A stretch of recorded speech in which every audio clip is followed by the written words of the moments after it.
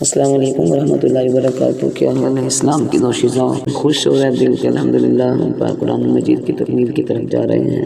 اللہ اس کے نور کے سفر کو جاری و ساری فرمائے رکھے، ہمیں قیامت تک قرآن مجید کا ساتھ نصیب فرمائے اور ایمان لانا بھی صحیح معنی میں نصیب فرمائے، آمین۔ یہ سورہ ذاریات ہے۔ نحمدہ و نصلی علی رسولہ الکریم، اما بعد فاعوذ باللہ من الشیطان الرجیم، بسم اللہ الرحمن الرحیم۔ یہ سورہ پارہ نمبر 26 کے آخر سے ہی شروع ہو رہی ہے۔ حضرت ابراہیم علیہ السلام کا قصہ پارہ نمبر 26 میں ہے، کچھ پارہ نمبر 27 میں ہے۔ جی قسم ہے ان ہواؤں کی جو گرد و غبار اڑاتی ہیں، ان بادلوں کی جو بوجھ اٹھاتے ہیں، اور پھر ان کشتیوں کی جو آسانی سے چلتی ہیں، اور فرشتوں کی جو اللہ کی مخلوق میں سے چیزیں تقسیم کرتے ہیں۔ اللہ تعالیٰ کی قسم کھائیں تو اس سے یا تو قرآن کریم کی فصاحت اور بلاغت کو بیان کرنا مقصود ہوتا ہے، یا پھر قسموں کے بعد والی چیزوں پر قسموں کو دلیل بنانا مقصود ہوتا ہے۔ وفی اموالہم حق للسائل والمحروم، مومنین کے اموال میں مانگنے والوں محروم لوگوں کا حق ہوتا ہے۔ بعض محتاج وہ ہیں جو مانگتے ہیں اور بعض محتاج وہ ہیں جو مانگتے ہی نہیں، تو مومنین متقین کی صفت یہ ہے کہ مانگنے والے یا نہ مانگنے والوں دونوں کو وہ دیتے ہیں۔ هل اتاک حدیث ضیف ابراہیم، ابراہیم علیہ السلام کا قصہ قرآن کریم میں کئی مقامات پر آیا ہے۔ حضرت ابراہیم علیہ السلام کے پاس فرشتے آئے۔ فرشتوں کے آنے کے بنیادی سبب وہ تھے، دو تھے۔ ایک یہ کہ بیٹے اسماعیل علیہ السلام کی خوشخبری دینی تھی، اور دوسرا مجرم قوم یعنی حضرت علیہ السلام کی قوم کو تباہ و برباد کرنا تھا۔ میرے عزیزات، ان اسباب میں بچوں کو شامل کریں، یا پھر یہ قصے جو قرآن مجید میں سچے قصے اللہ نے بیان فرمائے ہیں، ان کو یاد کر کے بچوں کو اچھے سے سنائیں۔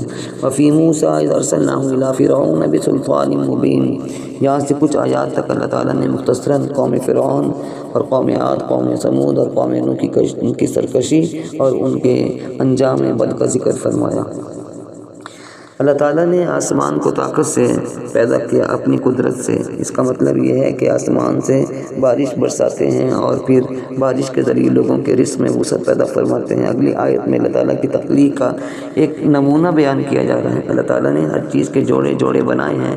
کالا اور سفید پیدا کو بھی اسی نے پیدا کیا، میٹھا پیدا کیا تو کڑوا بھی اس نے پیدا کیا، مرد کو بنایا تو عورت کو بھی بنایا، مسلمان کو پیدا کیا تو کافر کو بھی پیدا کیا ہے۔ اس کی قدرت کی نشانیاں ہیں۔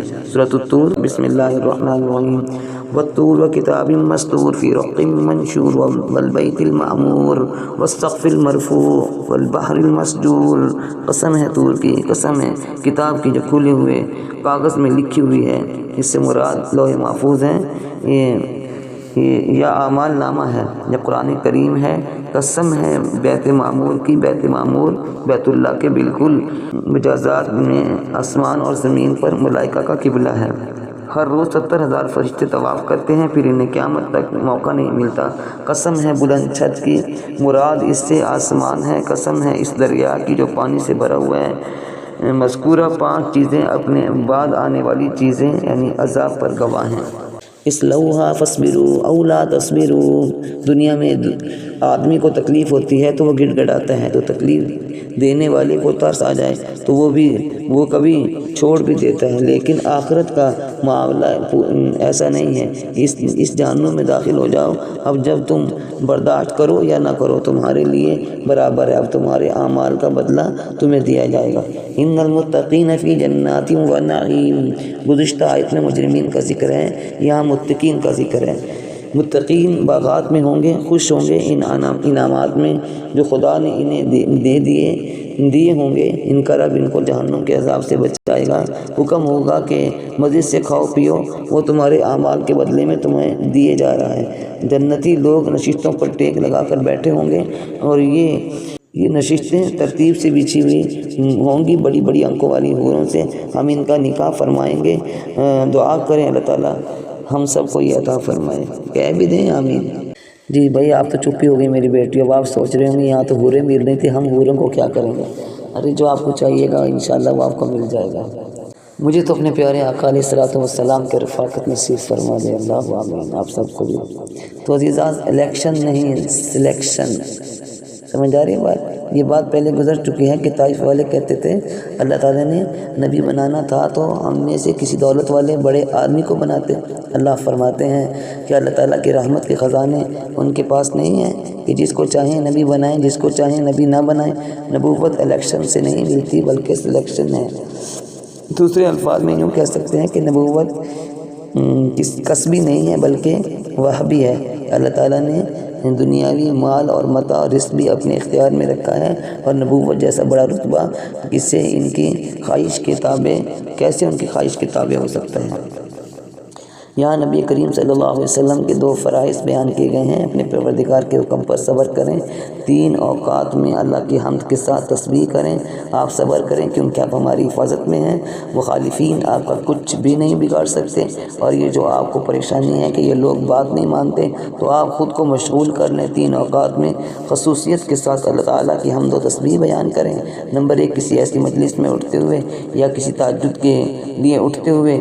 نمبر 2 رات کے وقت یعنی نماز اور مغرب اور عشاء۔ نمبر 3 ستاروں کے ڈوبنے کے وقت یعنی فجر کے وقت۔ سورہ مکمل ہوئی۔ سورہ نجم کے معنی ستارہ کے ہیں۔ اس سورہ کا آغاز لفظ نجم سے ہوا ہے، اس لیے سورہ کا نام بھی سورہ نجم ہے۔ والنجم اذا ہوا، ستارے کی قسم کھانے میں اس طرف اشارہ ہے جس طرح عرب ستارے کی مدد سے راستہ تلاش کرتے تھے، اسی طرح نبی علیہ السلام بھی لوگوں کے لیے روشنی اور ہدایت ہیں۔ سبحان اللہ، ستارے کا جو راستہ مقرر ہے وہ اسی پر چلتا ہے۔ بالکل اسی طرح نبی اکرم صلی اللہ علیہ وسلم نہ راستہ بھولے ہیں نہ بھٹکے ہیں۔ ستارہ تھوڑے وقت کے بعد غائب ہو جاتا ہے۔ نبی مکرم صلی اللہ علیہ وسلم بھی دنیا میں تھوڑے وقت کے لیے تشریف لائے، اس لیے آپ صلی اللہ علیہ وسلم سے فائدہ حاصل کرنے والوں کو جلدی کرنی چاہیے۔ یعنی نبی کریم صلی اللہ علیہ وسلم اپنی خواہش سے کچھ بھی نہیں بولتے، بلکہ یہ خالص وہی ہے جو ان کے پاس آتی ہے۔ قرآن جو ہے، قرآن و حدیث کی حجت بیان کی جا رہی ہے، اس کو سمجھ لیں۔